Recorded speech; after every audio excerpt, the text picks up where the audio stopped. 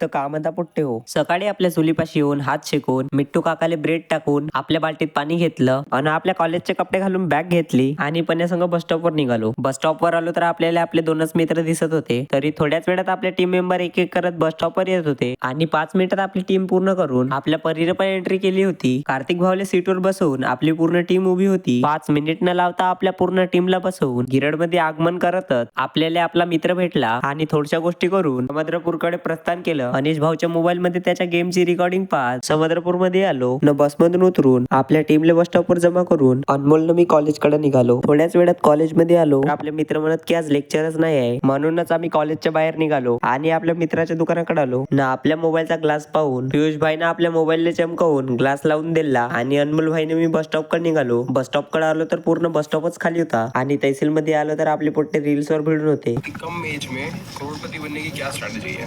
मेहनत. आपल्या टीम संघ बस स्टॉप वर येत आपल्या कॉलेजचे मित्र सुद्धा तिथेच उभे होते. थोड्याच वेळात आपल्या लालपरीची एंट्री होतात. आपली टीम आणि मी लालपरीत बसून गिरड मध्ये आलो न बसमधून उतरून आपल्या मित्राच्या मोठ्या बाबाच्या गाडीनं घराकडे आलो.